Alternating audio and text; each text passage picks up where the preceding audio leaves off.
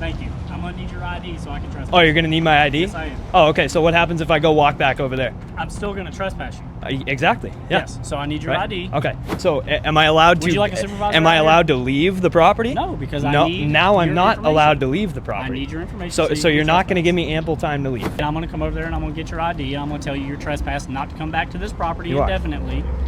And then if you do, you're gonna be arrested for trespassing. Okay. Cool. All right. Let's walk over here. I'll Sweet. get your ID from you.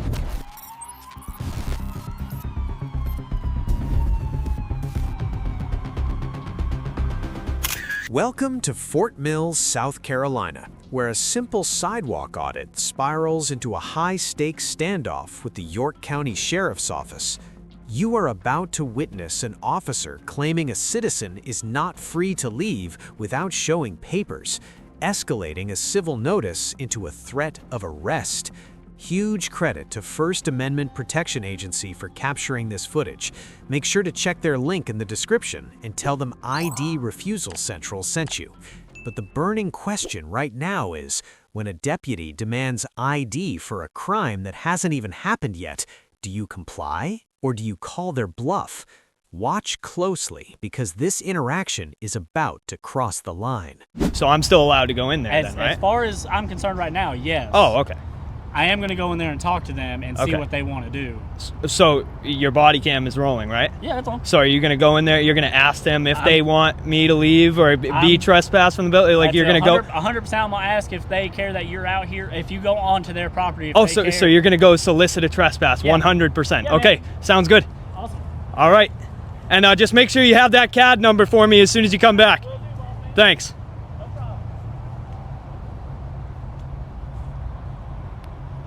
Man, that is really unfortunate. I thought that was going to go a whole lot better.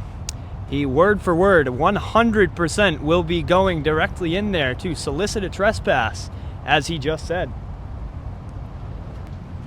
Huh. I mean, nobody's told me to leave yet. The officer actively decides to enter the business to inquire if they want the citizen removed, effectively soliciting a complaint where none existed moments before. While police can facilitate communication, actively seeking a reason to remove a citizen from public view raises concerns about neutrality and the First Amendment right to record, making us wonder, is she enforcing the law or creating a problem to solve? You want him trespassed. There it is, solicitation. Actually, she brought it up first because you walked over here into the parking lot. Okay. Thank you. I'm going to need your ID so I can trespass. Oh, you're going to need my ID? Yes, I am. Oh, okay. So what happens if I go walk back over there? I'm still going to trespass you. Exactly. Yeah. Yes. So I need your ID. Okay. So am I being detained? At this point, yeah. At this point, I am being detained. So am I allowed to? Would you like a supervisor? Am I allowed to leave the property? No, because now I'm not allowed to leave the I property. need your information. So you're not going to give me ample time to leave, right? Is this what you're saying? They don't want you to come back. Okay. So what you're saying is if they want me to leave, right? They want you to leave. Right. Okay. So now what I'm going to do is go step back onto the public property, right? And I'm going to come over there and I'm going to get your ID. And I'm going to tell you you're trespassing, not to come back to this property indefinitely.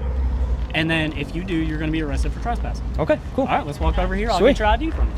The second officer escalates immediately by demanding ID solely to process a trespass warning, claiming it is necessary to trust the procedure.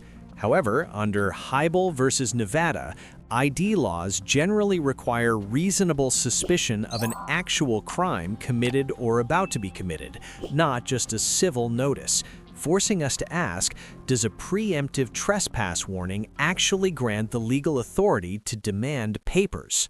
You a resident of South Carolina? Like South Carolina driver's license? I'm not going to answer any questions, buddy. Okay.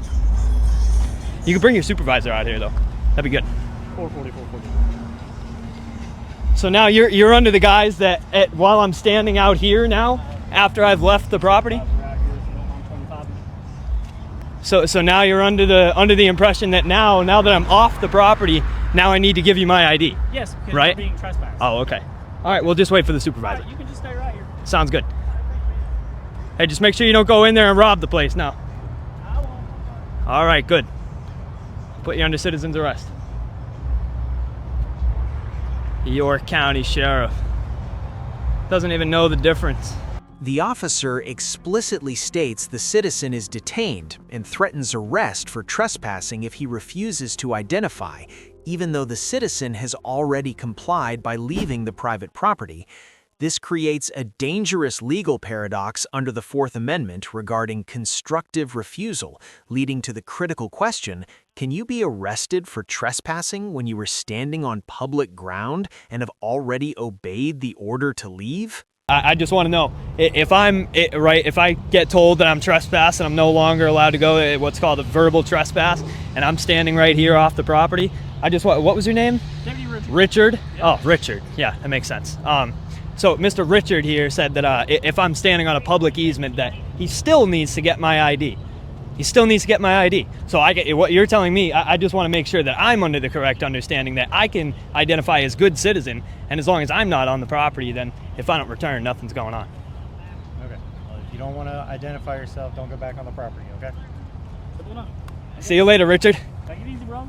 The supervisor arrives and provides a completely different interpretation, stating that as long as the citizen stays off the property, no identification is required to process the warning. This immediate reversal highlights a massive gap in training regarding Terry stops and consensual encounters, leaving us with one final realization. Was the previous threat of arrest merely an intimidation tactic or a genuine misunderstanding of the law? Today proved that intimidation tactics collapse the moment they meet a citizen calmly armed with the Fourth Amendment. So if you believe knowledge is the ultimate shield against authority overreach, hit subscribe to stand your ground with ID Refusal Central.